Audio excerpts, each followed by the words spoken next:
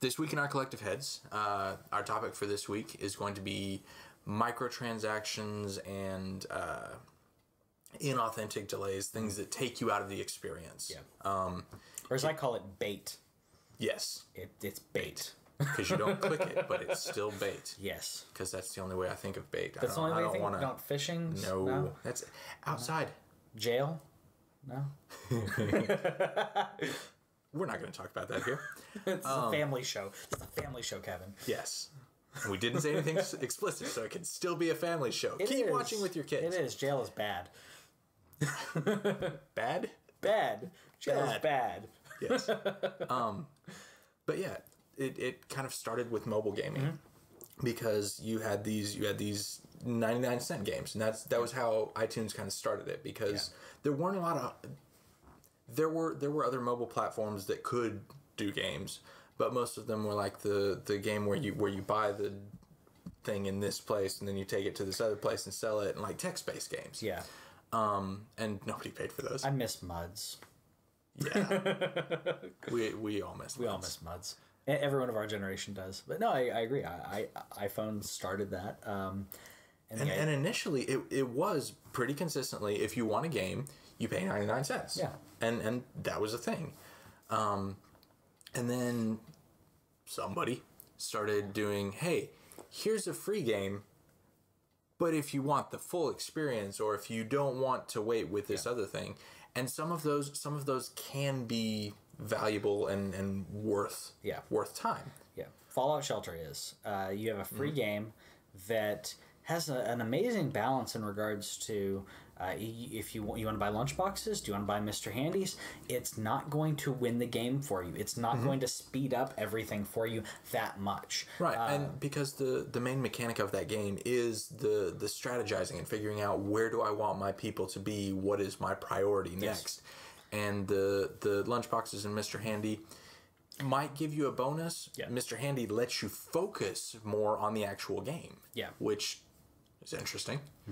And that's the kind of respectful, in my opinion. Yeah. It's not it's DLC that actually does something a little bit beneficial, but not too beneficial. It's in between the horse armor and the $50 mother base coins. I don't get it, Konami. Metal Gear has this now. That's the one thing that it started in mobile games, and then it transitioned to mobile games where you paid for the mobile game, and then there were also microtransactions. Now we have that's the worst. Just don't do that. One please. or the other. Yeah. So because like we said, there's ways to do this, and you can build a competent, valid game, because there are games. I don't honestly play a lot of mobile, and 2 games since last December when I got my Vita, because that is portable gaming. Yeah. That filled that niche for me. Yeah, because mobile gaming is. There are some fun games on there. I play the 2 ones that I play. Well, 3, I guess. I played Magic the Gathering Origins a little bit. Hearthstone, which is, if you haven't played Hearthstone, Hearthstone's like Magic the Gathering with 2 different rule changes. If they haven't played Hearthstone, they're not watching, listening to us. You need to play Hearthstone. Everyone has played it. Again, a game that you can't pay. Hearthstone's free. You want to buy packs? You can buy packs, or you can earn them. But you're going to drop a lot of money on packs of cards it's just like Magic the Gathering. You're going to drop a lot of money on packs of cards to get the 1 card that you want, or 2 cards that you want to, or whatever it is. That's really going to, pull it through for you. And that's one of the things that goes back to what we're talking about on the news this week. Was the concept of the whales. Yeah. It's trying to find those people who will spend ungodly amounts of money, because there are people, $20. And I don't know who these people are or why they're playing, but like there are some games that you can pay, $45 on this free mobile game, and then you win. And I don't understand the psychology behind that. Yeah, like they exist, and congratulations, you've won, I guess. But I don't I don't understand that. But there are games that seem like they're designed to find those people specifically, and like going back to Fallout Shelter and Hearthstone, you can spend a whole lot of money to get the thing, but there's not this game breaking ability that then is construed upon you. Your skill and your strategy still matters more than anything else. You can drop. I know someone who spent at least $150 to $200 on Hearthstone. Good God. But you think about it, well, he's been playing it for a year and a half or so. Hearthstone came out last year, right? So at least a year, and he spent that much on it. So it seems like a lot, but at the same time, you'd spend that much, if not more, on Magic the Gathering or anything. And he plays it consistently. He plays that and World of Warcraft, like a ton. He's very, very Blizzard. So he just lives in Azeroth. Yeah, pretty much. But strangely, he lives in Azeroth, but he really wanted a Diablo MMO. He was hoping that that's what they were going to be doing, but apparently they're going to do a MOBA. But not the... That makes sense. Diablo MMO? Yeah. It would be great. Yeah. It would be fantastic. Like people are like, oh, that's they already have that. It's World of Warcraft. That's a completely different world. That's a different tone, different everything. But anyways, back to... he spent that on Hearthstone, but if you think about it, well, if he spent that much time on it, so $150, if he had purchased time versus money. Yeah, and he spent a lot of time on it. Our buddy Jeremy used to talk about this when people were talking about World of Warcraft. This was about 8 or 9 years ago, and people would get onto him and saying like, I can't believe you're paying for that monthly, but he wasn't buying any games. He was playing that. So instead of buying new games, that's like buying a new game every 4 months, because he's spending $15 a month on World of Warcraft. It's a new game every 4 months. A lot of people buy that. I'll buy a lot more than that. In $60 titles. So really he was saving money and spending a lot more time on that. Yeah. I'm okay with microtransactions when there's a balance. I'm really okay with it when it's free. But when I spend $60 on a game and then there's microtransactions, it annoys me. Metal Gear you can buy Mother Base coins. Mother Base is your base that you're building while you're out doing skirmishes and missions. You are sending supplies back to Mother Base and sending people back to Mother Base and building this out, which is a really cool resource management in regards to actual resources and in regards to people. Mm-hmm. You need people of different skills. People are resources. People are resources. You heard it here. So you have to manage them and figure out what they're good at, where you put them, and building out the base, building new sections of the base. And with Mother Base coins, it really propels not in regards to building it, but once you to build a forward operating base and start the online component of the game, they're really, really beneficial. And the irritating thing to me is twofold. One, this game didn't need a multiplayer bit yet. Well, Metal Gear Online. Exactly. That's going to be the multiplayer. That's the multiplayer bit I want. But like as far as the forward operating base goes, I don't want... Okay, I'm building my base. Yeah. I don't want people coming in and wrecking my base. Yeah. I mean, that's Clash of Clans. Clash of Clans, yeah. Which, I don't want Clash of Clans in my Metal Gear Solid. Quit mixing these. You're already building a base, and your base is specifically to help you in your mission. All the things in your base, you have an intel group that helps get you data. You have a support group that will help bring supply drops. I just got a combat unit and everything, so I can send the troops out to do missions for me. They're these little missions that can get resources or can get people, and it's a little side thing that you do. And you already lose people doing that portion. You don't lose them on R&D, but you'll lose them when you send them out into the field. And if I haven't built my forward operating base yet, but if building that then allows people to steal my resources and everything, I just don't want to build a forward operating base. Yeah. I need to look into that still. I'll be honest, I haven't looked into it, but it bothers me that I'm building this base, and now people can attack it. But that's not the principle of the thing. Now, Clash of Clans, that is the principle of the game. Right. You are supposed to build a thing for people to attack and for you to attack from. This is Metal Gear. It doesn't make sense. Mm-hmm. This is Mother Base. There aren't 10 Mother Bases. There's one Mother Base. Well, there was one that got blown up, and then there's this one. There's one at a time, okay? One at a time. Lore. Ground Zeroes. So, and, yeah. But yeah, like in this world that they've created, there is a contiguous story. Yeah. And there is like you said, there is the Mother operating base. There's Shadow Moses. Like there are these specific complexes and industrial areas where these things exist. And so the multiplayer component removes that world that has been created. Yeah. And I don't know, I wasn't at Konami. Yeah. Still haven't been. And I don't know why this is there specifically. But like the Metal Gear Online, that makes sense in this world that has been created since, for the past 25 years. Yeah. That is a thing that fits within that world. It fits. You have different roles. You have different tactics. It's was it 8v8, right? 8v8, 4v4. Yeah. So and the co-op ones where you take 4 or 8 people and you actually go out and take on a base together.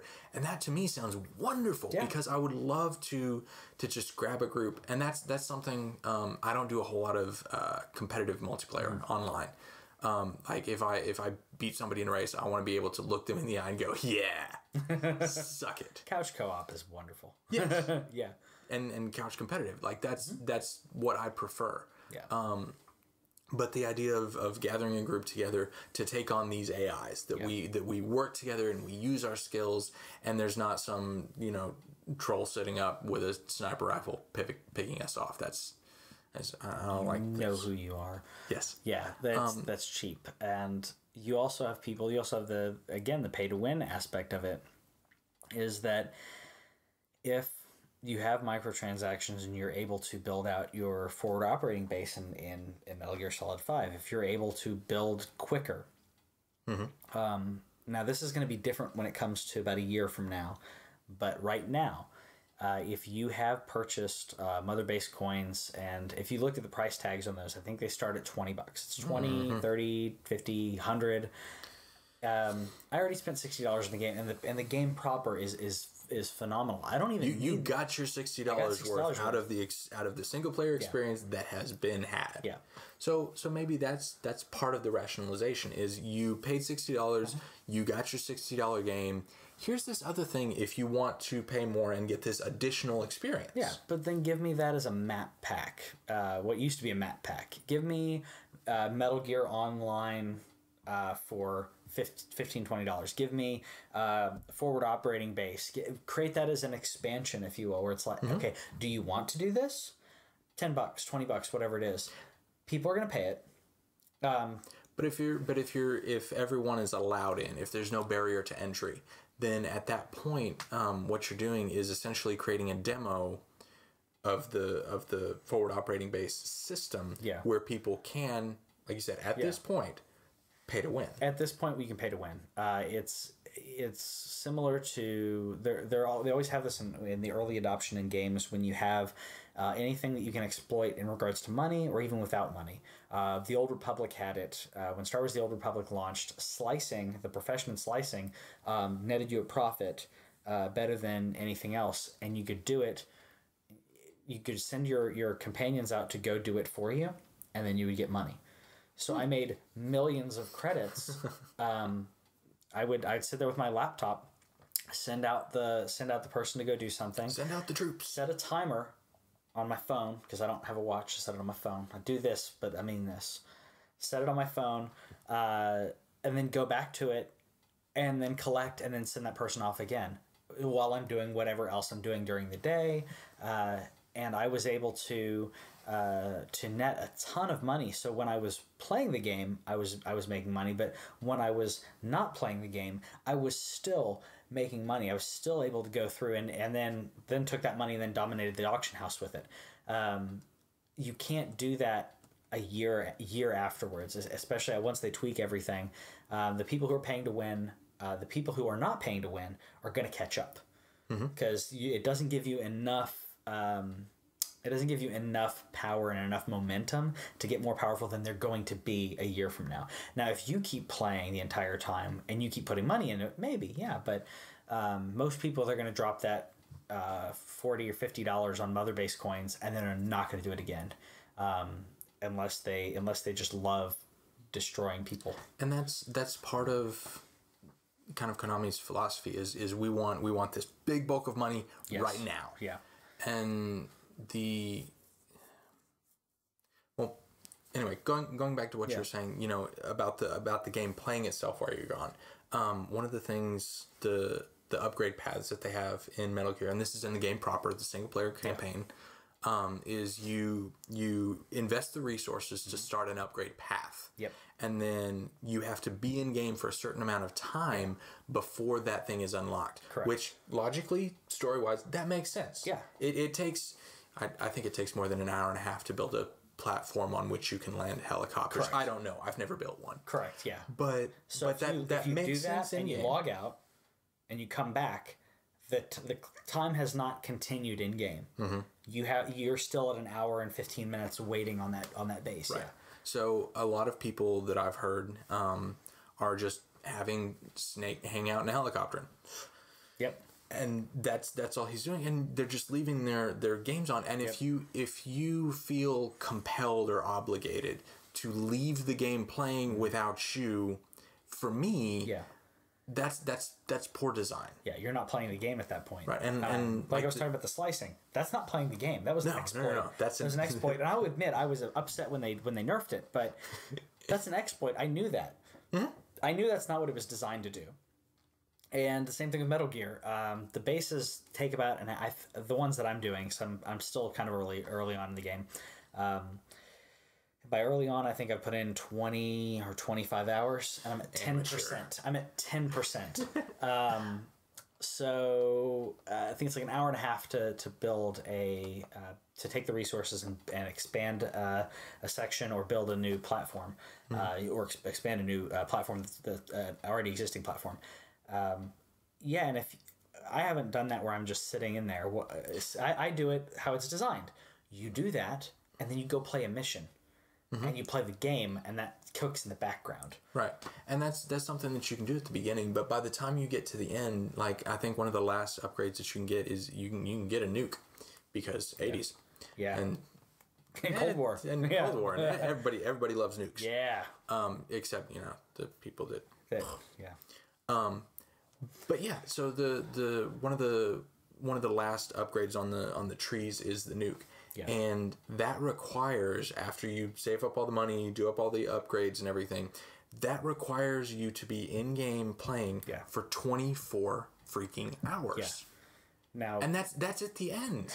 That is at the end. Like if you put it at the beginning and you had to, after you've played for 24 hours, you get an extra dog. Yeah. That's one thing, but this is something that's towards the end. Yeah. And I wonder how many people are going to do it. How many people are going to just leave it playing. Yeah, and that's what I feel like most people are going to do. And if the people that are playing your game feel compelled to do this, you're doing it wrong. You're doing it wrong. Yeah. And that's the kind of thing that bothers me the most about microtransactions and arbitrary switches that are thrown in.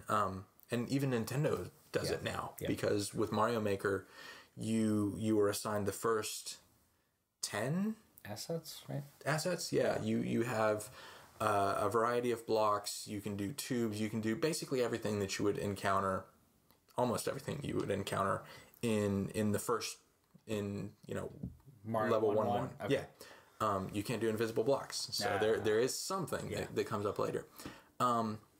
It makes a little bit more sense in this case because the total tile set, there is an incredible amount of things that you can do and build and use in that game. Yeah. And that's really neat.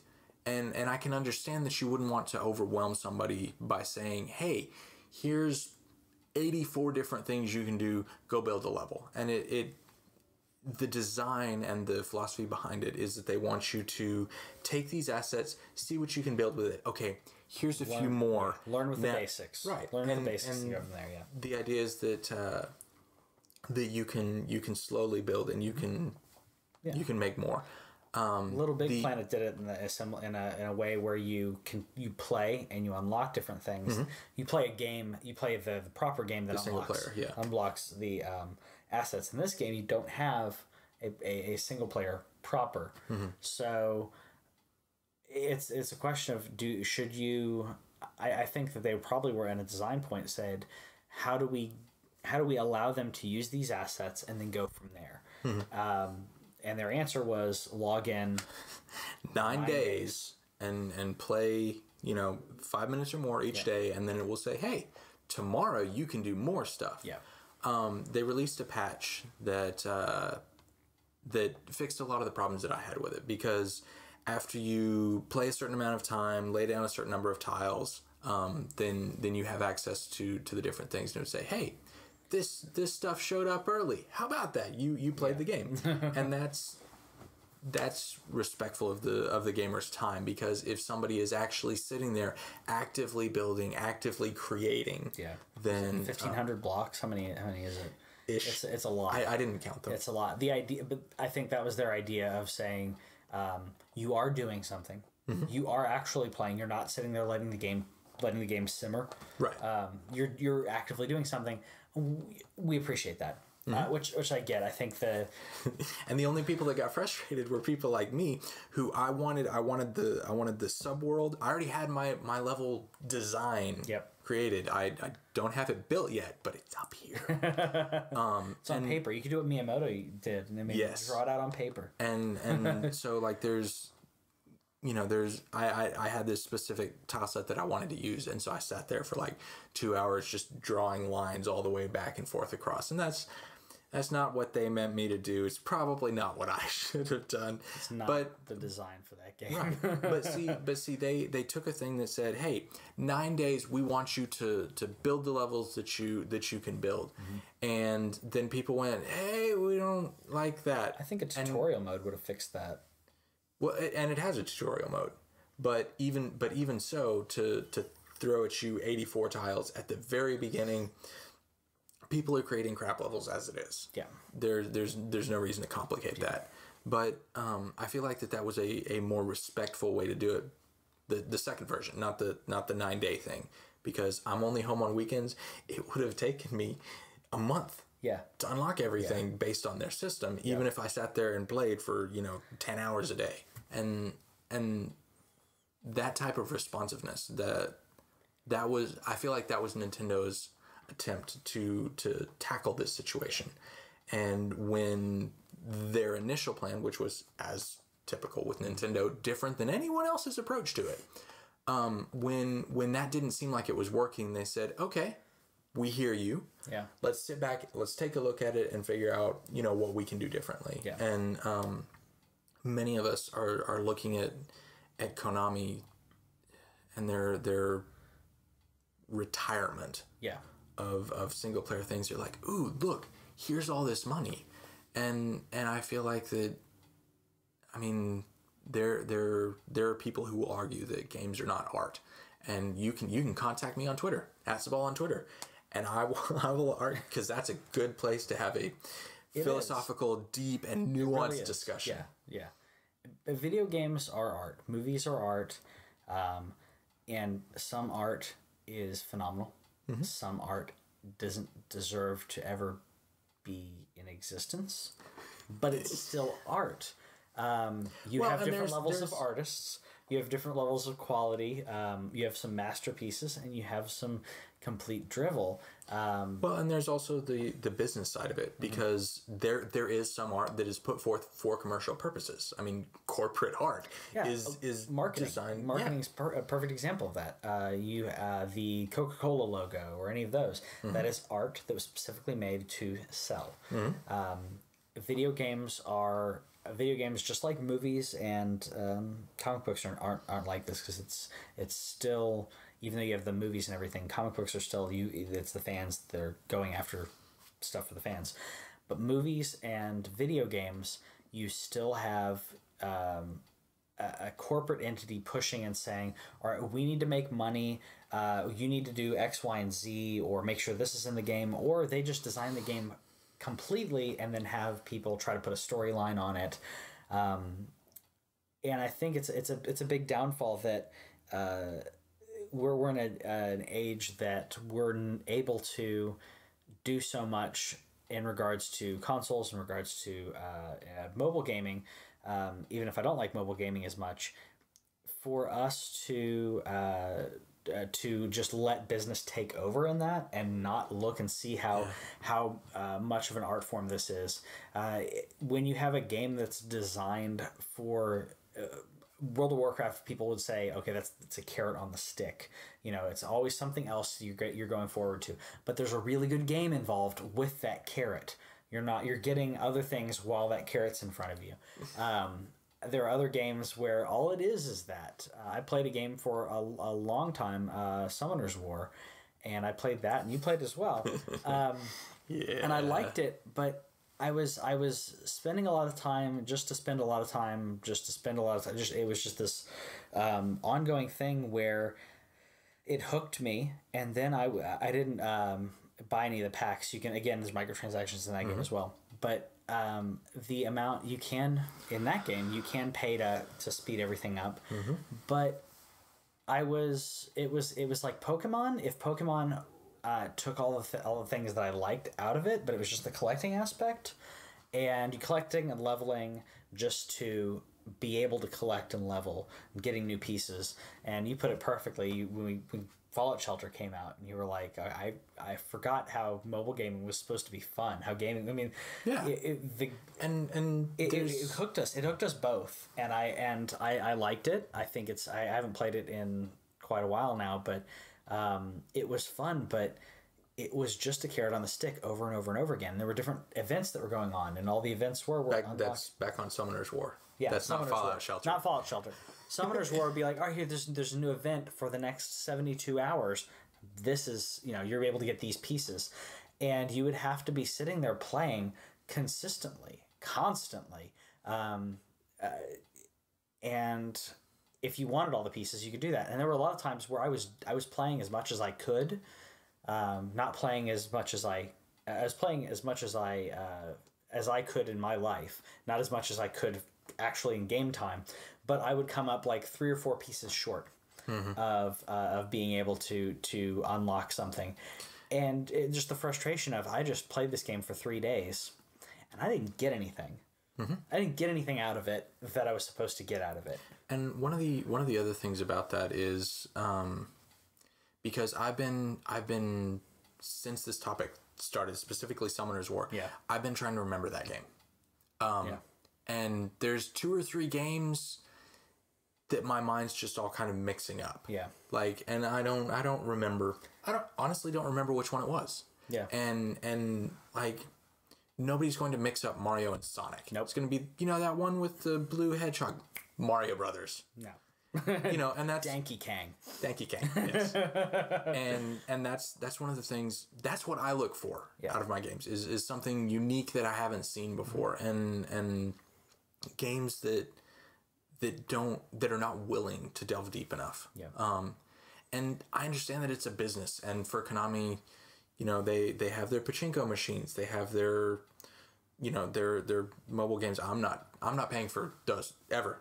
At any point, because on principle, I don't feel that they are respectful of what they have, and please let them lease out their IPs, because there are people out there, including the creator himself, who are willing and able to make beautiful Castlevania games. Yes, there are going to be people who have ideas for, like, if they want to reboot Metal Gear Solid and do something different, because nobody knows the storyline anymore. I like that storyline is so convoluted and wonderful, and it's really incredible. Like, I would highly recommend sometime, instead of sitting down and watching a movie, find a series on the storyline, and just sit there and watch it and just marvel at its absurdity because it's entertaining. It is so over the top. It is so ridiculous. And one thing that I actually really like about it is there's some subtleties in regards to the storyline. Tanner and I were I was streaming, and Tanner was watching on the stream, and he said, we were talking about Revolver Ocelot, and I and yes. I don't know if you and I mentioned, I'm like, yeah, that's so spoilers if you care about an old game in the Metal Gear Solid line, that's enough time for you. The big boss, she had a son with the Sorrow, who's another person. This is back in the 50s. I'm gonna get this wrong. Should be the 50s or 60s and 50s, I believe. All right, so this is the 50s in the timeline. 50s in the timeline. What year did the game come out? Which one? The one where he showed up? The one where the Sorrow came. Early 2000s. Okay, so in the early 2000s, in the 50s. Yeah, in the early 2000s, there was a game that came out that talked about the big boss. Boss, not the big boss. The boss. It's confusing. I don't know why he did that. There's a translation issue there. The boss who trained Big Boss, Naked Snake. The boss had a son with the Sorrow, who is another operative that she was working with. Had him on the beaches of Normandy via C-section, like you do. That is, and from what I've read and from what I've played, I believe that we're led to believe that's Revolver Ocelot. That's Adamska, who's Revolver Ocelot. And I've had two people now say, "Oh no, that's not proven, or we don't know." And the fact that you have a confusing storyline, and then you have these bits that it's like, oh, what? Who is he from? Oh, he's a guy. He has a storyline, and that's a huge thing. He has a tie to Big Boss. He has a tie to Naked Snake. Other than the fact that he's doing all these ops with him, and other than the fact that he's Ocelot, I don't know how much of the Metal Gear series you played, but Ocelot is very much the hero / villain. I love he just flips. He's just phenomenal. He's so fun. And Troy Baker did a phenomenal job in this game, as always. Yeah, but you have this guy who's a huge player in regards to the game. He has enough backstory that the fact that he's related in some way other than all of this to Naked Snake, and then that's an argument, not a full out angry argument, but you're still having somewhere discussions. On the internet it is. Yeah, it probably is. We're having discussions about the storyline because it's not similar to Bloodborne. You have all these things that are going on, and then you have subtleties that are going on underneath all of it. I would love to see, and I'm gonna get hate comments, but I would love to see Metal Gear done in the movies. I would love to see a Metal Gear movie where they go from. You're gonna probably have to start in the 80s or 70s, but tell a lot of the old stuff and backstory similar to what they did in the game, and go from there. I think that it's enough of a draw, in my opinion. Again, I'm gonna get flaming comments. I think it's a better idea than a Mega Man movie. There's more plot, and it will sell more than a Mega Man. And fewer characters. Because if you have that thin of a plot and 8 characters, probably not going to be a great movie. Yeah, and you got to remember which one's which and which one's what's this guy do. Good thing that won't be a problem with Metal Gear. Nope. Yep. So and that's for me. Yeah. This type of discussion, this type of conversation, these debates, this is what I want out of my games. Yeah. And it's why we do this show. We want this discussion. Yes, I mean, and it's entertaining, and it's not just something that drifts into the past. If you can create something that impacts me, that's what I'm looking for when it comes to a game, and I will pay full price and extra price and whatever, because Bloodborne, Miyazaki-san, and From Software consistently give me those type of experiences. Bethesda Softworks consistently builds these worlds that I want to inhabit, that I want to explore, that I want to find out more about. It's the reason I'm going to buy the Fallout 4 DLC season pass. Yeah, unquestionably. And Metal Gear Solid. Mm-hmm. There's a story there, a ridiculous, utterly wonderful, convoluted story. But there's also, you know, these, I've heard so many people telling their personal stories about what happens in Metal Gear, because there's so many options, so many things that can happen potentially in that game. And that's what I'm looking for. That's what I want out of my games. I want these experiences. We want these experiences that we can share with each other, that we can talk about, that we can discuss. Yeah. And that's, if I'm just sitting here paying 99 cents or $2.99 or whatever just to get to the next part, that's not what I'm looking for here. If I want that, I guess I'll just quit playing video games, because that would be way too expensive. Yeah. It'd be too expensive, and you don't realize how expensive it is. Yeah, Courtney knows. My wife.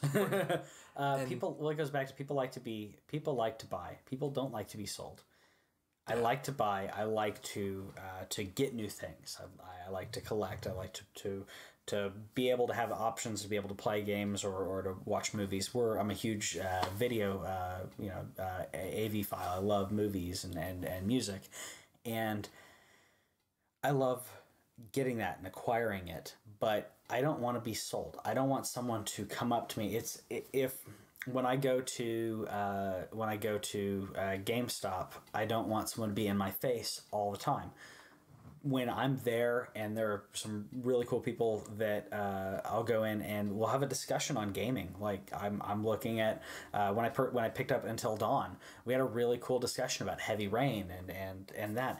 It's art. I want to do that. But at the same time, if you show me that the product is good, I will buy it. You don't need to shove the price tag in my face, because if the game is good and then you have a little option over to the side, I might buy it. I mean, if I'm enjoying it, I did it with Fallout Shelter. Fallout Shelter every now and then will remind you. But yeah, it just goes back to the fact that people, in general, I think everybody, if you feel like you're being sold to, you feel like you are the commodity. You feel like you are not necessarily a victim, but that's what they're targeting you. I don't want to be targeted. I came to you. I came to you for this. I came to you to watch a movie. I came to you.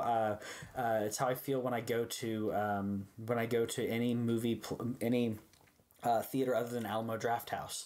I feel like I'm just, I came to you to watch a movie. And you're just trying to take more and more money from me, and it's ridiculous. You lured me here with a movie. Now buy these things. Yeah. Meanwhile, I spend more money at Alamo Drafthouse than I would at a regular theater. Yeah. Because they got my money from a dinner. It's Alamo's fantastic. But I spend a lot more for the entire thing. They've taken that because they've said, here's a great environment.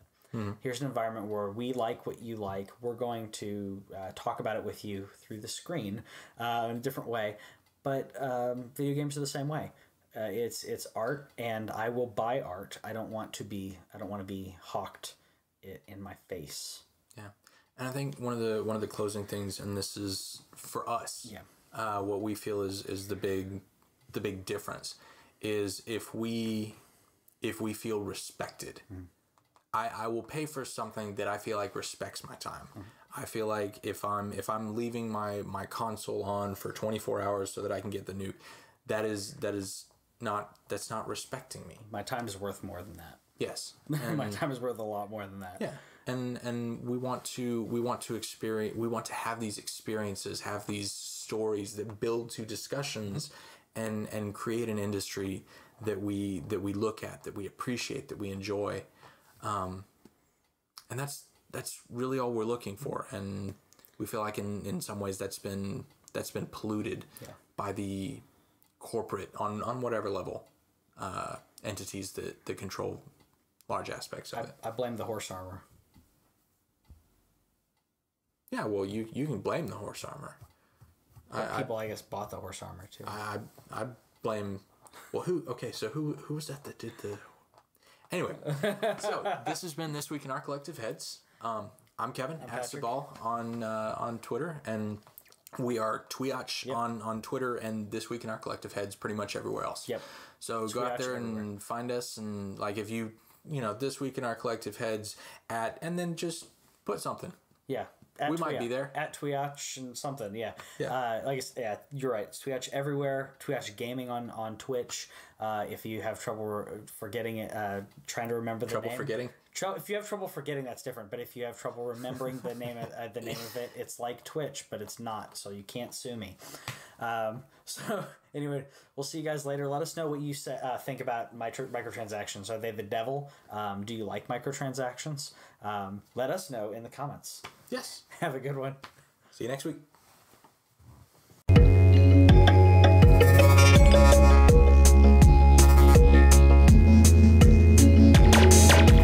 And we can air it tonight or so. That's not going to be good. Yeah, it'll be really good. Yeah, but if you have two right next to each other, then you sync it up on the wrong one. I'll figure it out.